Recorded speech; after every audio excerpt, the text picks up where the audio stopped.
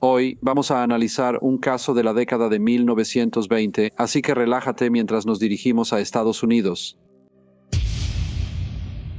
Ocean Sweet nació el 30 de octubre de 1895 en Orlando, Florida, segundo de 10 hijos de Henry y Dora Sweet. En 1898 su padre adquirió una granja cerca de Bartow, ciudad del centro de Florida, a unos 80 kilómetros al sureste de Tampa. La familia Sweet tuvo dificultades viviendo bajo las leyes de Jim Crow. La segregación, que era un sistema de leyes estatales y locales que se aplicaba a todas las personas negras, sin importar sus ingresos, educación u ocupación. En Florida, las leyes imponían segregación racial en escuelas, vivienda, transporte, hospitales, tribunales y otros espacios públicos. A los 5 años, Ocean presenció cómo una turba blanca quemó vivo a Fred Rochelle, un adolescente negro. Este acto brutal lo expuso desde joven a los peligros y la violencia que la comunidad afroamericana sufría en una sociedad racista. En septiembre de 1909, a los 13 años dejó Florida para estudiar en la escuela secundaria de la Universidad Wilberforce en Ohio, la primera universidad dirigida por afroamericanos, donde permaneció 4 años. Para pagar la matrícula trabajaba cuando podía, quitando nieve y atendiendo mesas. Luego asistió a la Universidad Wilberforce, donde obtuvo una licenciatura en ciencias y concluyó su formación médica en la Universidad Howard en Washington, D.C. Desde joven mostró dedicación académica y aspiraba a unirse al 10º talentoso. Término creado por Guillermo Eduardo Burguite Dubois, conocido como Webb Dubois, para referirse al 10% de afroamericanos educados que podían guiar y elevar a sus comunidades. Du Bois, un destacado académico, escritor y líder de los derechos civiles, creía que este grupo, ya fueran médicos, abogados, maestros u otros profesionales, podía servir como modelos a seguir y defensores, aprovechando sus habilidades para generar oportunidades y motivar a la comunidad afroamericana. En julio de 1919, mientras estudiaba en la Universidad Howard, Ocean presenció los disturbios raciales en Washington, D.C., parte del Verano Rojo, cuando tensiones por empleos y viviendas para veteranos de la Primera Guerra Mundial desataron violencia tras rumores de un ataque a una mujer blanca. Multitudes blancas atacaron a residentes negros en las calles, mientras que las personas negras se defendían. 10 personas blancas, incluyendo a 2 oficiales de policía, y 5 afroamericanos murieron y alrededor de 150 resultaron heridos. El presidente Wilson llamó a la Guardia Nacional, que junto con la lluvia ayudó a terminar los disturbios. Tras obtener su título en medicina, Ocean se mudó a Detroit a fines del verano de 1921. Antes pasaba los veranos ahí, pero las oportunidades en los hospitales eran limitadas por barreras raciales y tenía pocas conexiones profesionales. Pronto notó que los residentes de Black Bottom, un vecindario de familias afroamericanas trabajadoras, requerían atención médica urgente. Al ver una oportunidad para ejercer la medicina y servir a la comunidad, rentó un espacio en una farmacia y abrió su consultorio. Su lista de pacientes creció rápido y luego aceptó un puesto como médico forense en Liberty Life Insurance, lo que le dio un flujo constante de pacientes. En diciembre de 1922 se casó con Gladys Mitchell, nacida en Pittsburgh, criada en Detroit y de una destacada familia afroamericana de clase media. En 1923 la pareja viajó a Viena y París para que Ocean pudiera continuar sus estudios. En conferencias con médicos y científicos como Marie Curie y Anton Heiselberg en París, sintieron igualdad, aunque el hospital estadounidense no los admitió. Su esposa embarazada, Gladys, y su hija Marguerite, conocida como Ivor, nacieron el 29 de mayo de 1924 en un hospital francés. La pareja volvió a Detroit el mes siguiente y se hospedó con los padres de Gladys. Ocean ingresó al Hospital Dunbar, primer centro de la ciudad para pacientes negros. Quería que su familia viviera en una mejor zona y compró una casa en el 2905 de la calle Garland, pagando más del valor de mercado. Él sabía de los sobrecostos que solían cobrar a compradores afroamericanos entonces. La NAACP se reactivó en Detroit tras 2 años inactiva. Sus miembros luchaban contra las restricciones raciales de vivienda y promovían el acceso igualitario a todos los vecindarios. Con estos avances, la pareja decidió comprar una casa en una zona más próspera. Tras la venta, la Asociación de Mejoramiento del Vecindario expresó preocupación por la posible baja de valores de propiedades residenciales. Para evitar que familias afroamericanas compraran casas en ciertos vecindarios, tomaron medidas como desalentar a los propietarios de venderles. El director de la asociación y otros funcionarios participaron en la aplicación de estos planes. Por esto y otras hostilidades, Ocean y Gladys no pudieron mudarse de inmediato. En los años 20, Detroit era más tolerante que el sur, pero el racismo y la discriminación seguían presentes. A los residentes negros se les prohibía la entrada a ciertos hoteles y restaurantes, los hospitales y centros comunitarios estaban segregados y muchos desarrollos de vivienda incluían restricciones raciales en sus escrituras. El Ku Klux Klan estaba activo en la ciudad y suburbios y decía tener miles de miembros locales. Esta hostilidad creció con la gran migración, cuando afroamericanos se mudaron del sur a Detroit en busca de empleo en la industria automotriz. De 1915 a 1925, la población negra en la ciudad creció de 7,000 a 82,000. Las tensiones raciales influyeron en la política cuando el Ku Klux Klan apoyó a Charles Bowles como alcalde en 1925. Era un hombre vinculado a políticas y discursos que marginaban a los afroamericanos y fue criticado por su falta de empatía hacia estas comunidades. Era común la violencia contra negros que se mudaban a zonas blancas.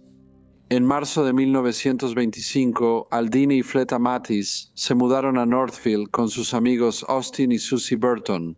Al mes siguiente, multitudes lanzaron ladrillos a través de sus ventanas. Para intentar protegerse, Fleta disparó un par de tiros. Nadie resultó herido, pero aún así fue arrestada. Sin embargo, al presentarse ante el tribunal, fue absuelta porque el juez dictaminó defensa propia. En junio de 1925, una multitud atacó la casa nueva del Dr. Alejandro Turner en Avenida Spokane. En julio, un funerario afroamericano sufrió 3 noches de intimidación por una multitud en su nueva casa el 10 de julio. En 1925, Juan W. Fletcher, mesero afroamericano, se mudó con su familia a la avenida Stopple. Al ver que entre 2,000 y 4,000 personas lanzaban piedras y ladrillos a su casa y temiendo por su vida, el señor Fletcher disparó a la multitud. Después fue arrestado y acusado de disparar a Leonardo Paul, de 15 años. Cuando estuvo en la estación de policía, fue acusado de asalto e intento de causar daño grave. El señor Fletcher admitió que había disparado contra la multitud, pero dijo que solo lo hizo después de que la casa estaba siendo bombardeada con piedras y ladrillos. Tras confirmar que las heridas del niño no eran graves, el fiscal Roberto Toms retiró los cargos y Fletcher fue liberado al día siguiente. Esa noche se quemó una cruz y el alcalde pidió calma. La policía estaba en alerta.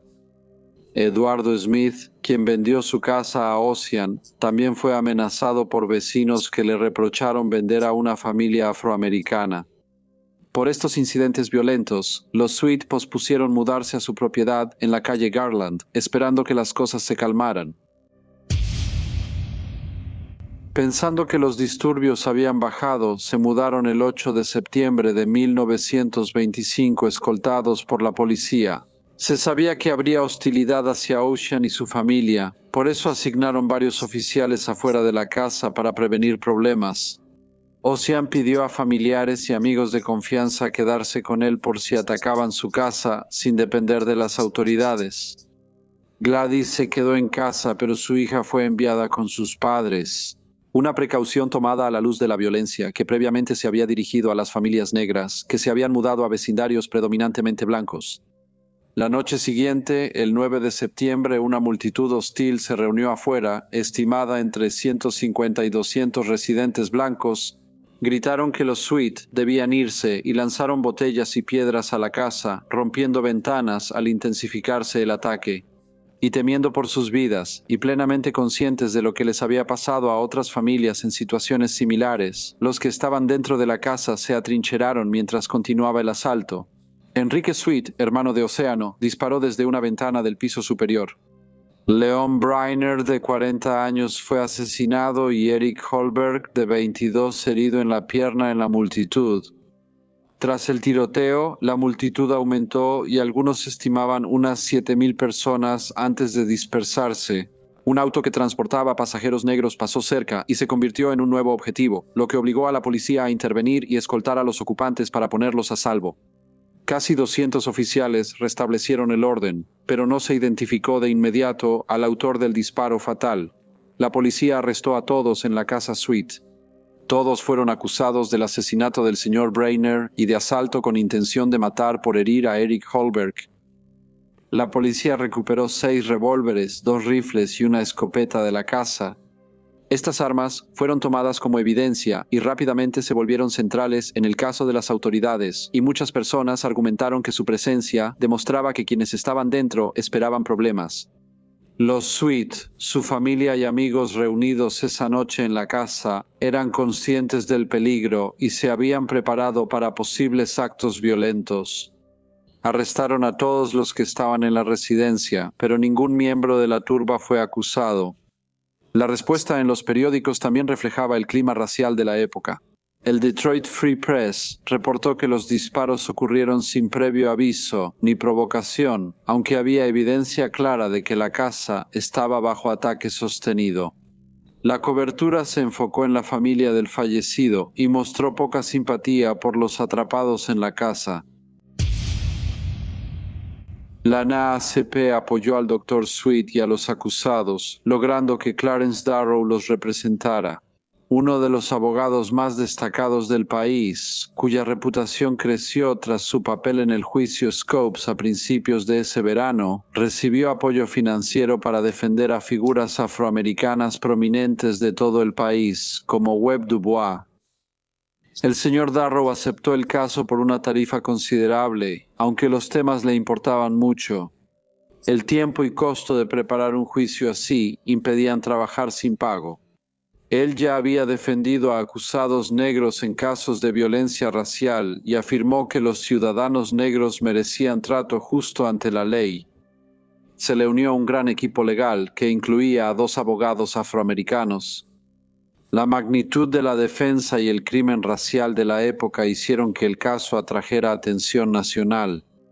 La fiscalía, liderada por Roberto Toms, ya se había negado antes a presentar cargos en casos similares de la mafia. La selección del jurado inició a finales de octubre de 1925 y fue difícil. Descartaron a posibles jurados por sospechas de lazos con el KKK y otros admitieron prejuicios raciales. Solo un hombre negro fue llamado al jurado, pero la fiscalía lo excluyó. Tras una semana y más de 80 candidatos eligieron a 12 hombres blancos como jurado. El juez Frank Murphy supervisó el juicio, que desde el inicio mostró implicaciones más amplias que los acusados. Al cuestionar si los afroamericanos recibirían protección igualitaria, los argumentos iniciaron a principios de noviembre. La fiscalía sostuvo que los acusados se armaron con intención de matar si los desafiaban, mostrando el tiroteo como un acto planeado, no una reacción al peligro. La defensa basó su caso en principios constitucionales, especialmente en la cláusula de protección igualitaria de la 14ª enmienda y el derecho establecido desde hace mucho tiempo de defender el propio hogar. El señor Darrow argumentó que el miedo causado por la violencia racial repetida y las amenazas impulsó las acciones de quienes estaban dentro de la casa. El tribunal siempre estaba lleno, con multitudes llegando horas antes de iniciar los procedimientos. La mayoría de los espectadores eran afroamericanos, mostrando el interés de la comunidad. La fiscalía presentó docenas de testigos. La mayoría negó que hubiera gran multitud o disturbios afuera de la casa. Bajo contrainterrogatorio, algunos admitieron que se oponían a que familias negras se mudaran a su vecindario. El inspector declaró que enviaron 10 oficiales a la casa del Dr. Ocean Sweet para mantener el orden y proteger la propiedad. El inspector comentó que, pese a la multitud, la escena estaba tranquila. Dijo que sus oficiales no oyeron gritos, ni vieron disturbios, ni sabían de armas antes de los disparos desde la casa.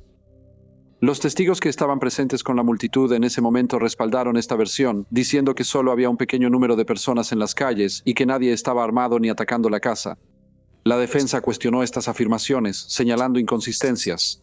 No fue hasta que los adolescentes George Supas, 14, y Ulrich Arthur, 13, testificaron para la fiscalía que alguien admitió haber arrojado piedras a la casa de Sweet.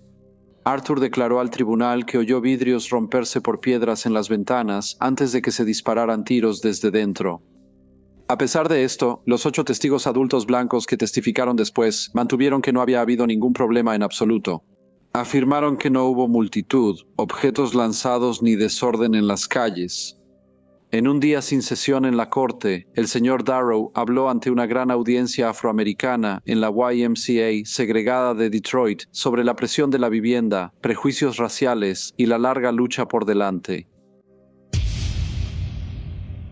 Al presentar su caso, la defensa destacó que la autodefensa es un derecho fundamental, sobre todo para quienes enfrentan hostilidad por su raza.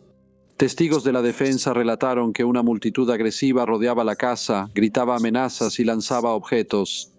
Las estimaciones del tamaño de la multitud diferían, pero todas contradecían a la fiscalía sobre que era muy pequeña. Testimonios adicionales detallaron otros ataques recientes de turbas contra familias negras que se habían mudado a vecindarios de personas blancas. La defensa dijo que la evidencia era clave para entender el miedo de quienes estaban en la casa de Sweet. Pese a la fiscalía, el juez aceptó el testimonio. El doctor Ocean Sweet testificó 2 días sobre la tensión en la casa, los ruidos de objetos golpeando y el pánico posterior. Reconoció que dio una declaración incorrecta a la policía tras el incidente, pero dijo que fue por miedo y confusión. La fiscalía intentó usarlo para desacreditarlo, porque él lo había dicho. Siempre negó saber quién disparó y sugirió que pudieron venir de la multitud. Sin embargo, Henry Sweet luego admitió haber hecho los 2 disparos, uno al aire y otro a la multitud. El señor Darrow relató su terror durante el ataque y afirmó que los acusados no eran juzgados por asesinato, sino por ser afroamericanos que se defendieron. Una vez que terminaron los alegatos finales y el juez resumió el caso, el jurado fue enviado a deliberar. Lo hicieron durante 2 días, pero no lograron ponerse de acuerdo en una decisión. El juez Murphy entonces dio por terminados los procedimientos declarando un juicio nulo y los acusados fueron liberados bajo fianza. Durante el invierno siguiente, la casa de la calle Garland fue incendiada, aunque los bomberos evitaron daños graves. El juicio aparte de Enrique Sweet inició en abril de 1926 nuevamente con el señor Darrow a cargo de la defensa. Tras un largo alegato final, el jurado deliberó unas horas antes de dar un veredicto de no culpable. Los cargos contra los acusados restantes se retiraron formalmente al año siguiente, pese a la victoria legal. Las consecuencias fueron devastadoras. La joven hija de Sweet murió de tuberculosis y poco después falleció Gladys a los 27 años de edad. Ocean tardó en recuperarse, pero retomó su carrera médica y ayudó a fundar un hospital para la comunidad negra. Vivió muchos años en la casa de la calle Garland antes de venderla. En 1960, tras años de problemas de salud y personales, el Dr. Ocean Sweet falleció por suicidio a los 64 años. La Casa Sweet en Garland después fue reconocida como sitio histórico de derechos civiles. En 1958 fue comprada por $10,000 por Herbert e Inez Baxter, una familia afroamericana que entendía su importancia histórica. Herbert Baxter fue paciente y tintorero del Dr. Ocean Sweet. La familia se esforzó en conservar la casa para que la historia no se olvidara. La Casa Sweet, símbolo de los derechos civiles, fue declarada Sitio Histórico de Michigan en 1975 y 10 años después, incluida en el Registro Nacional de Lugares Históricos. En 2004 se colocó un marcador histórico estatal. Gracias a Daniel Baxter, quien creció en la casa, la restauración avanzó en 2018 con una subvención federal de $500,000, complementada por otros fondos. En 2020, Daniel Baxter donó la casa a la Fundación Dr. Ocean H. Sweet y su restauración inició en 2022. Antes del centenario del ataque de la turba, en agosto de 2025, se inauguró el parque conmemorativo Dr. Ocean Sweet junto a la casa, con árboles en honor a quienes estuvieron dentro durante el ataque y otro para la hija de Ocean y Gladys. Hola a todos y muchas gracias por vernos. Para quienes estén interesados en aprender más sobre este caso, Dan Austin ha escrito un excelente artículo que se puede encontrar en la página web de Historic Detroit. Incluí el enlace a su artículo en la descripción. Realmente vale la pena leerlo. Como siempre, por favor dejen cualquier comentario u opinión que tengan y espero verlos de nuevo en el próximo caso breve.